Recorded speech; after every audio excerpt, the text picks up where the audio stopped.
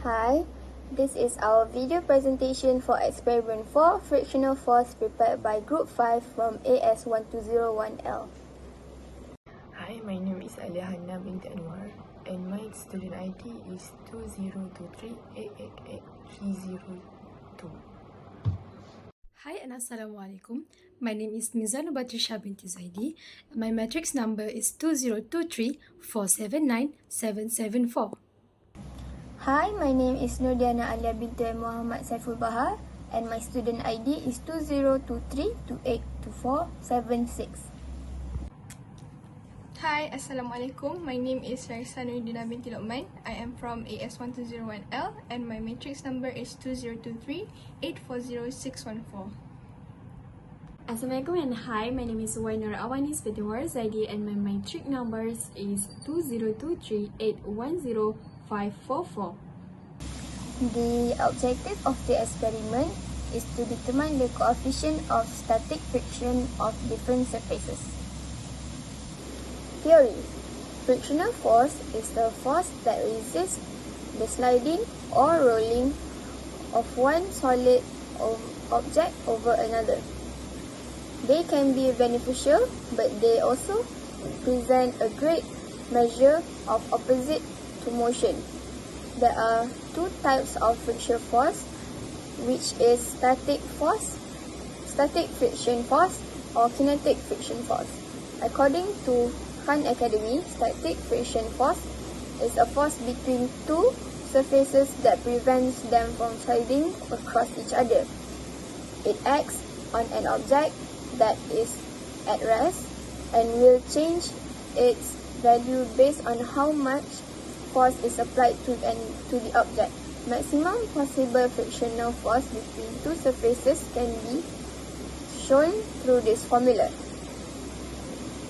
Fs max equals to mu s f times Fn, where mu s is the coefficient of static frictional force, and Fn is normal force.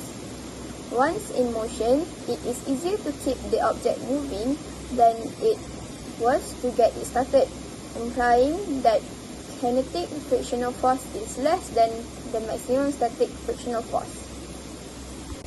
Kinetic frictional force is a friction that always opposes the sliding motion and reduces the speed at which the surface slide across each other.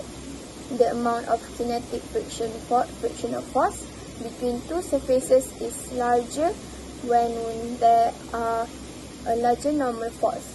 This force can be approximated as Fk equals to mu k times Fn, where mu k is coefficient of kinetic frictional force and Fn is normal force. Two surfaces that do not slides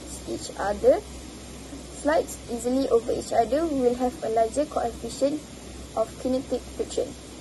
In this experiment, the frictional force between a wooden block and a rubber band on a horizontal plane will be measured. And from the plotted data, the coefficient of static friction will be obtained. This is the apparatus used in this experiment, which is wooden block, rubber bands, 50-gram masses, 10 Newton spring scale, string and tabletop. Procedure. First, the mass of the wooden block was measured and recorded as m. Second, the apparatus was set up as shown in figure 5.2. Third, the tabletop was made sure to be stable and horizontal to the ground.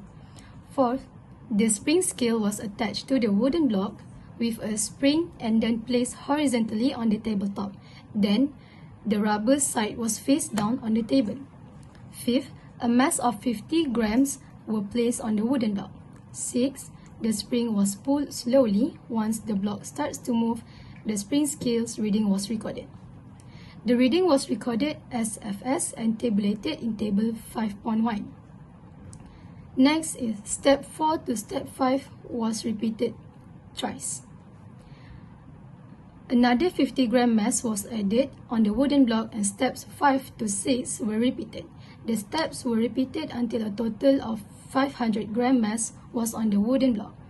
And lastly, step 1 until 8 was repeated with the side with the rubber facing upwards. The data was then tabulated into the table 5.2. This is the apparatus setup, which is figure 5.2, which consists the tabletop, spring scale, mass, wooden block, and rubber. Mass of wooden block with rubber surface M equals to 201.7 plus minus 0.1 grams. So here we have the table 5.1, which is the table with the rubber surface towards the floor. Now we have table 5.2, which is the table that shows the results for the non-rubber surface of the wooden block towards the floor. So, this is our analysis. Draw and label the free body diagram of the wooden block. Plotted graph of static friction force against normal force for the rubber surface and non-rubber surface. This is our graph of static friction force against normal force for the rubber surface. And this is our graph of static friction force against normal force for the non-rubber surface. Use the gradient obtained from the graph to calculate the coefficient of static friction for each surface. This is calculation for rubber surface, and this is calculation for non-rubber surface. Based on the data obtained, the coefficient of static friction on non-rubber surface are more than coefficient of static friction on rubber surface. The type of surface might be the reason for the difference. Static friction will depend on the gradient's angle, so the gradients used will involve in the coefficient calculation. Question number 1. How can anti-lock brake stop a car in a shorter distance than regular brakes? Anti-lock brakes can stop a car in a shorter distance than regular brakes because it prevents the wheel from locking up during hard braking. Anti-lock brakes prevent the wheels from losing traction on the heavy braking by modulating the brake pressure and does not allow the wheels to lose traction. Hence, the car will stop safely in short distance and avoid potential accidents. Question number 2. From your experiment, which material has the highest coefficient of static friction? Does this agree with your hypothesis? What do you think determines the coefficient of static friction? There will be more irregular on the rough surface or rubber surface. We have more friction that also will cause interlocking, which in turn creates more frictional force. My hypothesis is the rougher the surface of the wooden block, the higher the frictional force applied. Yes, it does agree with the hypothesis.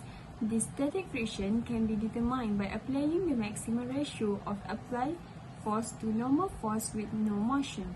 Question number 3. Once the mass begins to slide, does it move smoothly or does it undergo stop and go motion? Explain the motion.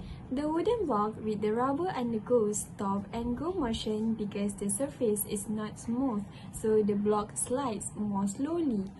Sliding friction was applied for the wooden block with no rubber because it acts against two objects sliding against one another, which is in between the wooden block and the table. Sliding friction can be defined by any two objects when sliding against each other. This friction is known as kinetic friction. Based on the results obtained, we have found the coefficient of friction for both the non-rubber and rubber surface. A non-rubber surface has a coefficient of friction of 0.31 plus minus 0.23 newtons, while the rubber surface has a higher coefficient of friction, which is 0.06 plus minus 0.14 newton.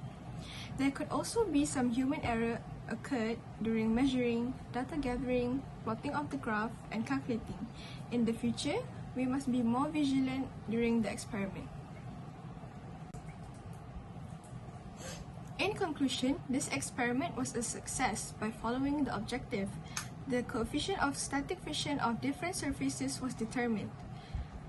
A wooden block with a rubber surface have a higher friction force than plain wooden block.